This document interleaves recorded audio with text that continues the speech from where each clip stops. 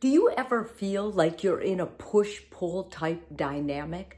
When you're in one of these in your relationship, it can feel like when you come forward, your partner withdraws. And then when you step back, your partner comes forward. And the dynamics of this is like two people working against each other. There's a lot of friction, there's a lot of resistance, and there's a lot of problems feeling safe and sharing vulnerability.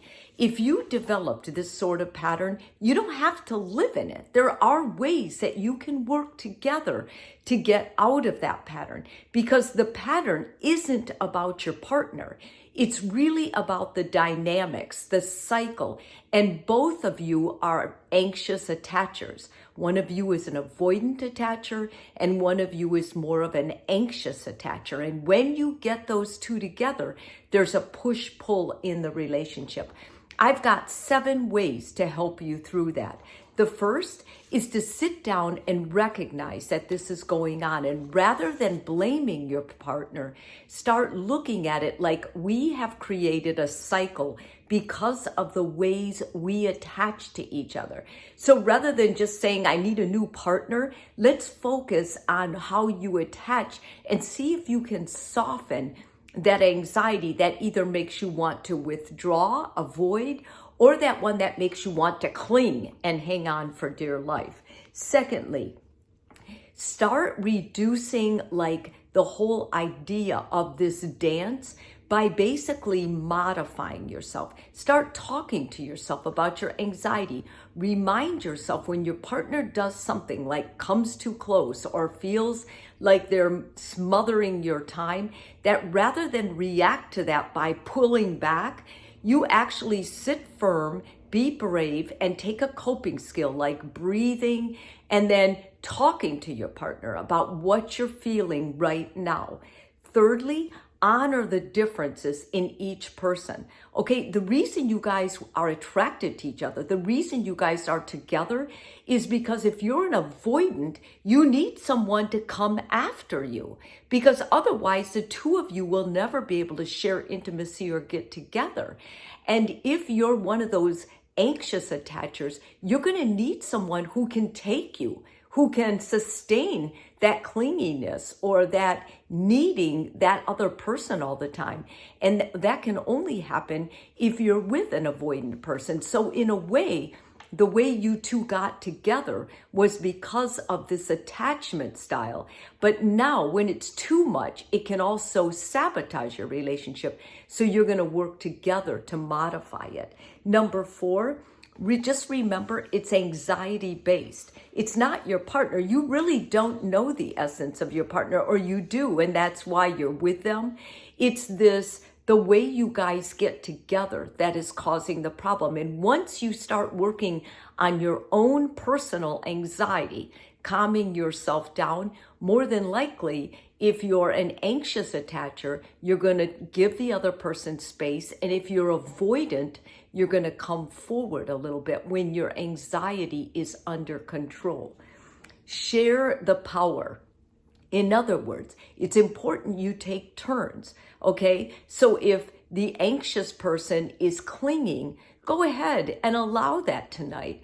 Put your arm around them. Take them in your arms. Promise you'll love them forever. Do little things that are going to help them reduce the amount of anxiety. And for you anxious attachers, give your partner the same grace. When they withdraw, say, I know you need space, and I'm sorry, I just love you so much, and I feel stronger when I'm around you.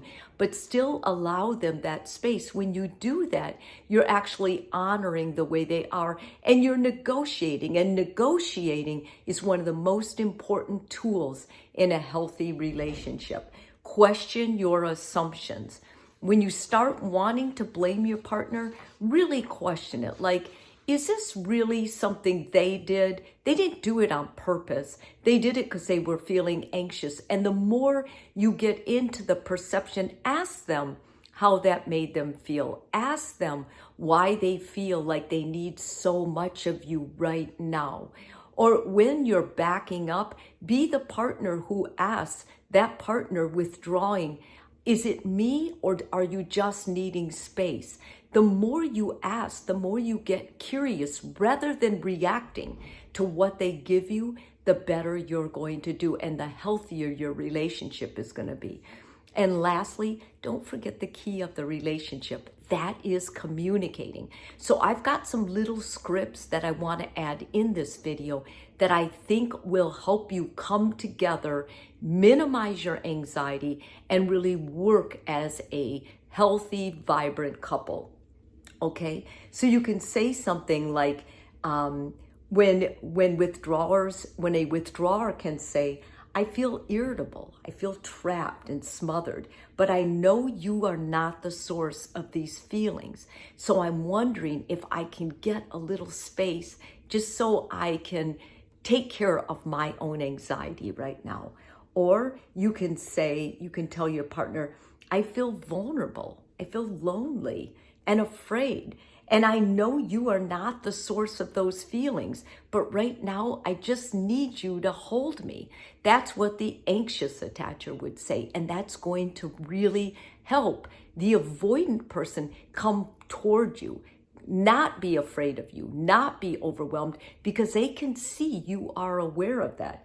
And lastly, your relationship will really achieve or get to a much deeper level if you can use those words to preface your actions. So in other words, before you withdraw, say, my own anxiety is making me feel smothered and I just feel like overwhelmed with you right now. I just need some space, but I know you need me. See, that's going to help your anxious partner go, oh, okay, so it's not my fault. It's not me you're reacting to. It's your anxiety.